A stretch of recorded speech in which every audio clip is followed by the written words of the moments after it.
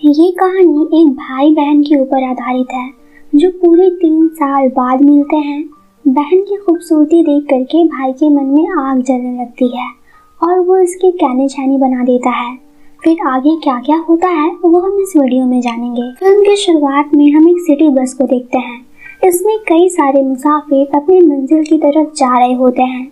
उन्हीं में से जॉन नाम के एक आदमी की नजर खिड़की से बाहर की तरफ जाती है, जहां वो एक लड़की को भागता हुआ देखते हैं जिसके पीछे कुछ लफंगे पड़े हुए थे।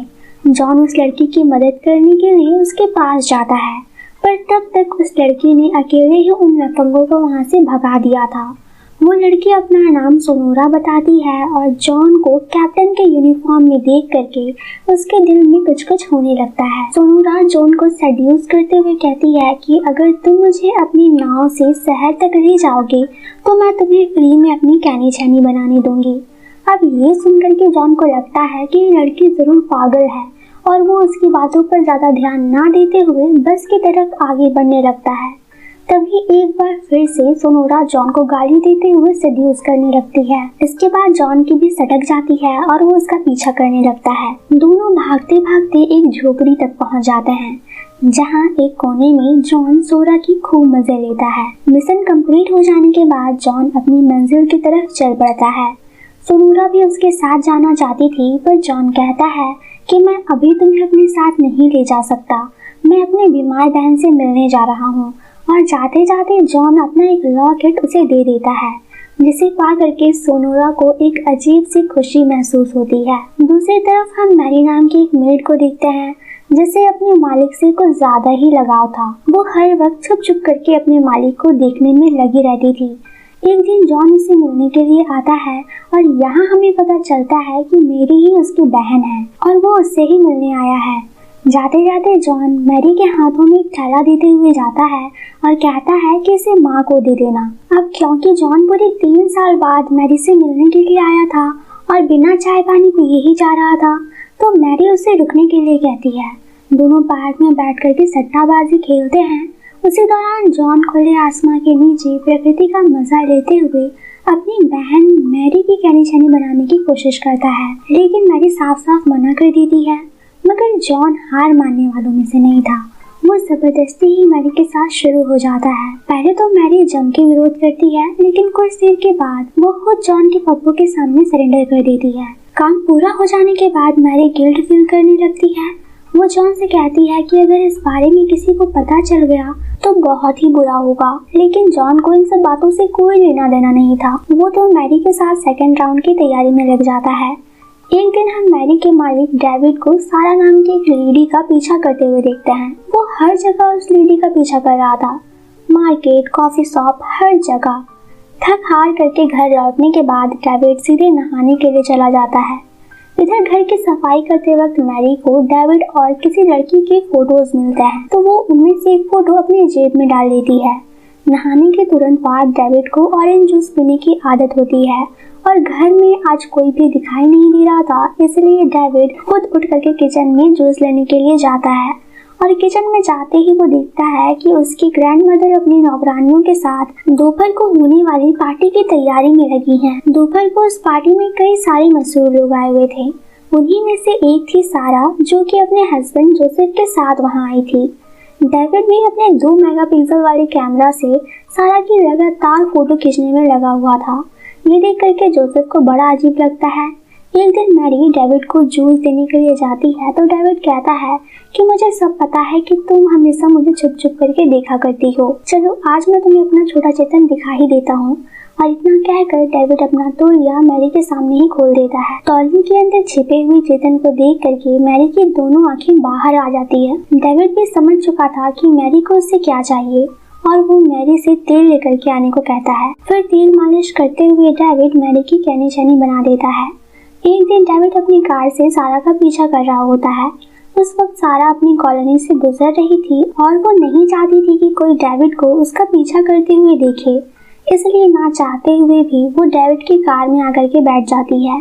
डेविड उसे अपनी पुरानी हवेली में ले जाता है, जहाँ दोनों दारूबाजी और सट्टाबाजी करते हैं। सारा डेविड से पूछती है कि अब बताओ तुम मेरा पीछा क्यों कर रहे थे। डेविड कहता है कि मैं तुमसे प्यार करता हूँ और तुम्हारी कहनी चैनी बनाना ही मेरे जीवन का सबसे बड़ा सपना है। ये सुनते ही सारा का हंस हंस करके बुरा हाल हो जाता है। तभी उसके फोन की घंटी बजने लगती है। सारा को किसी नए नंबर से कॉल आ रहा था। ये देख करके ड्राइवर तुरंत उसके फोन का GPS ऑफ कर देता है और सारा से कहता है कि इसे ऑफ ही रखना, वरना तुम्हारा हस्बैंड तुम्हें ट्रेस करते हुए यहाँ तक आ जाएगा। लेकिन अभी भी सारा की हंसी नहीं रुक रही थी। वो डेविड से कहती है कि तब तक तुम रोज मेरे बारे में ही सोच करके हाथ गाड़ी चलाते होगी। डेविड कहता है कि हाँ, मैं जब 9 साल का था तब से ही तुम्हारे बारे में सोचता हूँ और मुझे यकीन नहीं हो रहा है कि तुम मेरे सामने बैठी हुई हो। सारा कहती है कि यकीन तो मुझे भी नहीं हो रहा है कि मैं यहाँ बैठ कर के तुमसे बातें कर रही हूँ। डेविड सारा से उसकी सेक्स लाइफ के बारे में पूछता है। सारा कहती है कि सब ठीक ठाक चल रहा है। तो डेविड कहता है कि झूठ मत बोलो, मुझे पता है कि तुम्हारे बूढ़े हस्बैंड से कुछ नहीं होता है। तो सारा कहती है कि अच्छा, तुमसे तो होता है ना। डेविड कहता है कि रुको, अभी दिखाता हूँ। और इतना कहते ही वो सारा की कहनी चैनी बनाना शुरू कर देता है। मिशन कंप्लीट करते करते रात हो जाती है। फिर सारा डेविड से कहती है कि अब से मेरा पीछा मत करना, क्योंकि अगर मेरे हस्बैंड को पता चल गया तो वो तुम्हें गोलियों से भून देंगे। इधर सारा अपने घर लौटती है तो उसका हस्बैंड जोसेफ उससे पूछता है कि तुमने अपने फोन का GPS ऑफ क्यों किया था। सारा उससे झूठ बोलती है कि उसके फोन की बैटरी खत्म हो गई थी। जोसेफ को सारा पे शक तो हो गया था, पर वो उस बात पे ज्यादा ध्यान ना देते हुए सारा के साथ पलंग तोड़ने लग जाता है। अगले दिन जोसेफ कॉलेज से मीनी की बहन पाउलो को पिक करने के लिए जाता है। दरअसल पाउलो पहले से ही जोसेफ के रेस्टोरेंट में पार्ट टाइम जॉब किया करती थी और इस दौरान दोनों के बीच में काफी बार गपागप भी हुआ था। पाउलो जोसेफ की गाड़ी में आकर के बैठ जाती है। इसके बाद जोसेफ उसे अपने नए रेस्टोरेंट की ओपनिंग सेरेमनी में ले जाता है, जहाँ जोसेफ उसे एक रूम में लेकर के जाता है, जहाँ वो पाउलो की कहनी चैनी बनाता है। फिर जाते समय जोसेफ उसे बहुत सारे पैसे देता है और कहता है कि घर जाने के लिए उबर बुक कर लेना। फिर जोसेफ उसकी मुलाकात एक बहुत ही बड़ी एक्ट्रेस से करवाता है, जिसका नाम जोसी होता है। जोसी को एक ऐसी लड़की की जरूरत थी जो हर वक्त उसके साथ रह सके। जोसी पाउलो को अपने घर ले जाती है और उसे काफी सारी शॉपिंग भी करवाती है। पाउलो की लाइफ पूरी तरह से चेंज हो गई थी। पाउलो को जोसी के घर की मेड को देख करके अपने पुराने दिन याद आ जाते हैं। वो भी किसी के घर में मेड की नौकरी किया करती थी। रात को जोसी पाउलो को अपने साथ क्लब लेकर के जाती है, जहाँ पाउलो ज्यादा ही ड्रिंक कर लेती है, जिस वजह से जोसी उसे वापस घर लेकर के आती है, जहाँ हमें पता चलता है कि जोसी एक लेस्बियन है और जोसी के कहने पर ही जोसेफ ने पाउलो का इंतजाम उसके लिए ही किया है। जिसके बाद जोसी पाउलो को अपने साथ पूल में बुलाती है और उसके बाद दोनों में लेस्बियन वाला काम चालू हो जाता है। लेकिन पाउलो को ये सब सही नहीं लग रहा था। उसे जोसी के साथ वो सब करने में मजा तो आया था, पर उसे अब गिल्ट फील भी हो रहा था। ये देख करके जोसी पाउलो से कहती है कि ठीक है, अगर तुम्हें घर जाना है तो जाओ, लेकिन दोबारा यहाँ मत आना। पाउलो के लिए ये एक बहुत ही मुश्किल डिसीजन था, पर वो एक लेस्बियन के साथ रहना नहीं चाहती थी, इसलिए वो जोसी से ब्रेकअप कर लेती है। जोसी पाउलो को अपनी कार में बैठा करके उसके घर छोड़ने के लिए जाती है।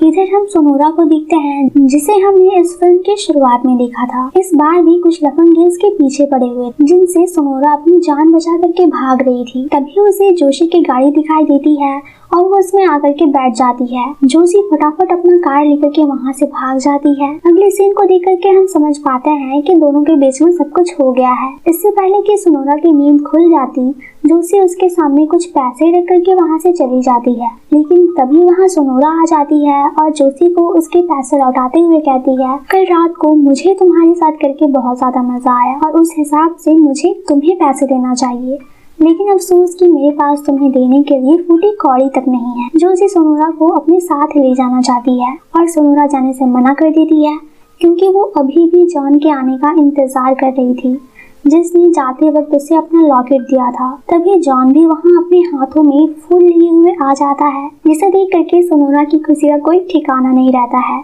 वो तुरंत जॉन के साथ जाने के लिए राजी हो जाती है। ये देख करके जोशी को बहुत बुरा लगता है, क्योंकि उसने जैसे तैसे करके सोनोरा को अपने साथ चलने के लिए राजी कर ही लिया था। फिर भी सोनोरा की खुशी देखते हुए जोशी खुले मन से सोनोरा को अलविदा कह करके उसे जॉन के साथ जाने की परमिशन दे देती है। और यहाँ हम जोशी के उदास चेहरे को देख करके समझ जाते हैं कि उसे कितना ज्यादा बुरा लगा होगा। और इसी के साथ ये मूवी एंड हो जाती है।